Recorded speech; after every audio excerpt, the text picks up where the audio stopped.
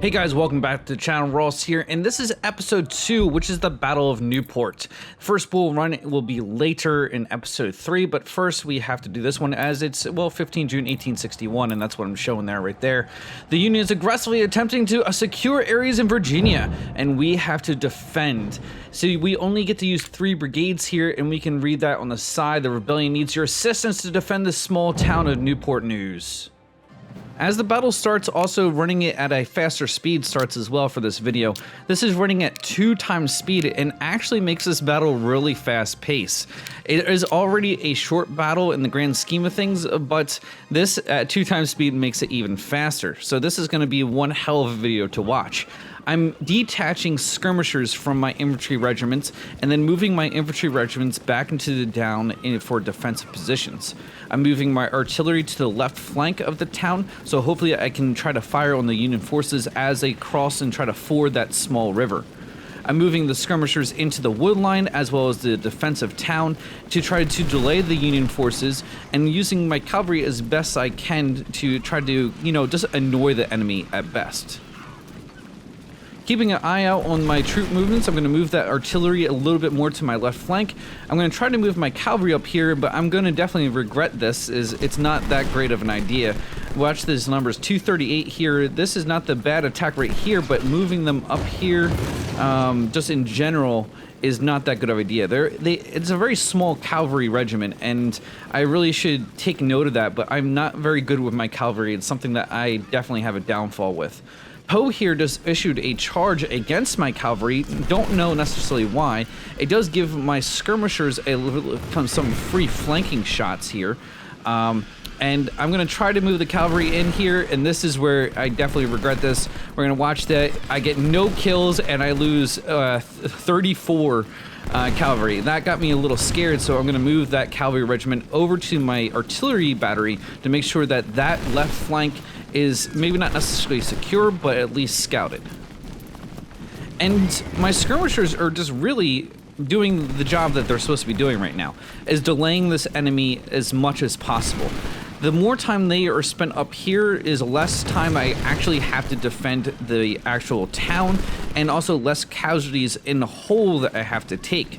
These skirmishers will react differently than a regiment, meaning that when they're attacked, they actually will retreat a little bit after they fire. And, well, we can see here, I'm going to pause the game and actually just make them fall back. And, well, because Poe is charging. And this is basically what, this first little part of the mission is all about, is just delaying this enemy force until I can get reinforcements and properly defend this town.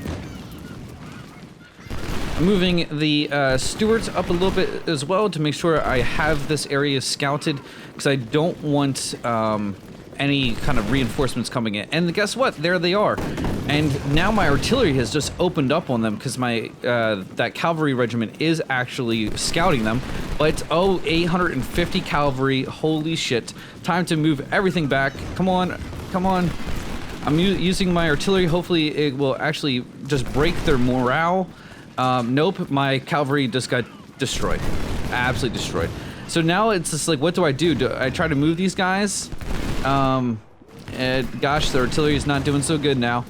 I'm gonna have to move my infantry regiment over here. And, thank God, in nick of time, a huge reinforcement. And I'm gonna move them in line right away, moving my artillery back into the field and moving my infantry regiment up here just so I can get some kind of defensive position, since the fording area on the river is not actually under attack, again because those skirmishers in the woodline are doing their job and keeping that infantry Poe unit at bay.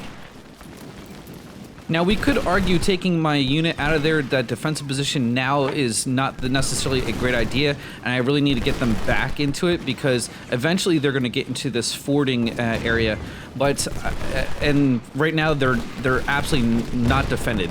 Even moving up Ewell here is not necessarily a great idea, but I have so many infantry regiments online here that I feel like I can produce a lot more casualties on this, since they're in a wooder and very exposed.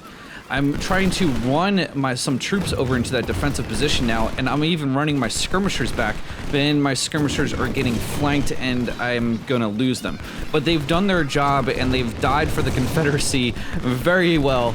And actually, I think I might get these back, I forget, but we can see all the Union reinforcements. I'm about to be surrounded, but I did make one regiment here rout, and that's the goal here. I also have a defense, both regiments in defense on the town, which is good as well. And now it's trying to get these 3 artillery batteries firing on the target. I am getting charged in the bottom of the city though, and Siegfried is hopefully going to hold there. I'm trying to move more another infantry, Bartow, in there, as well as try to get my supplies out of there. Sometimes the supply wagons don't have great AI and they're just all over the place. You can see on the top right hand side of the screen that I have 54 minutes left of defense, and I have another supply wagon inbound as well as some more cavalry. And we all know my track record with cavalry, I don't fare so well.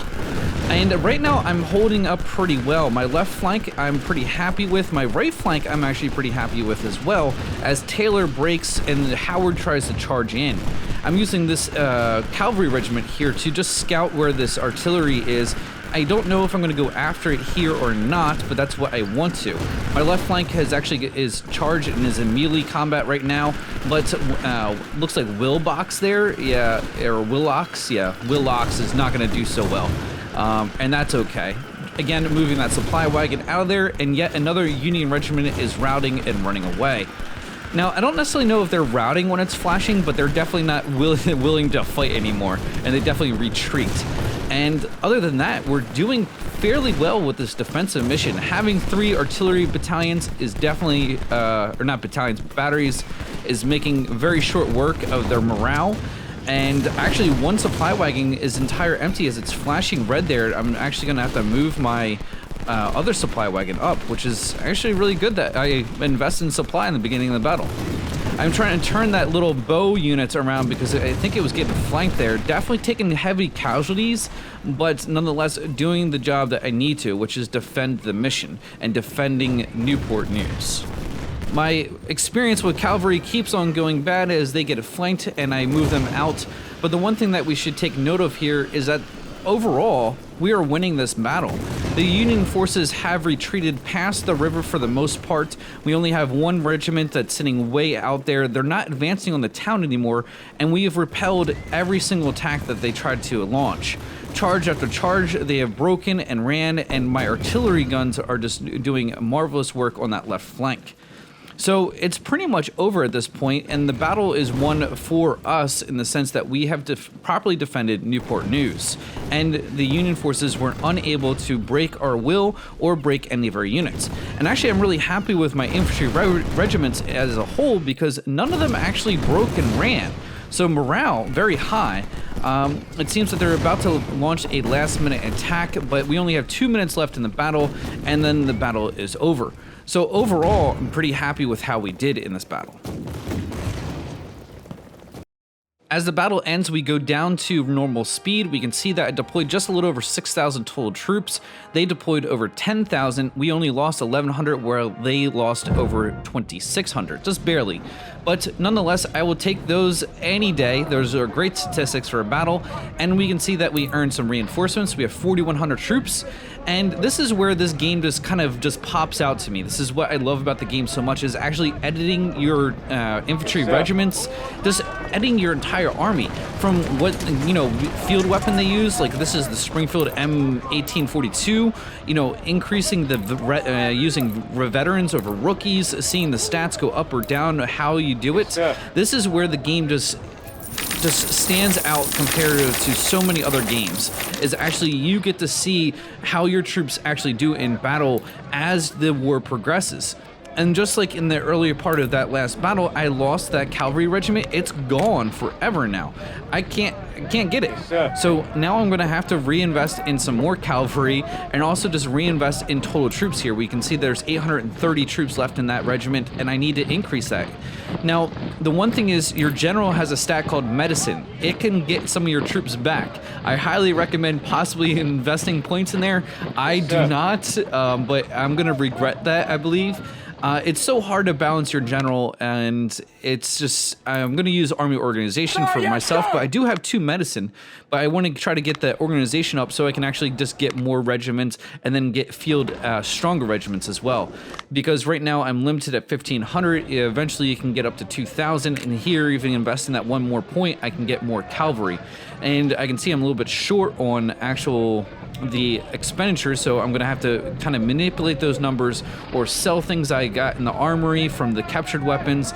This is all just aspects of the game that I really like, this balancing aspect where you're like, okay, well, what can I do? What can I buy? And, you know, is there something better that I can field with? You know, do you use cavalry right here that have a sword and gun, or only gun and they're used as kind of skirmishers and they don't ever charge?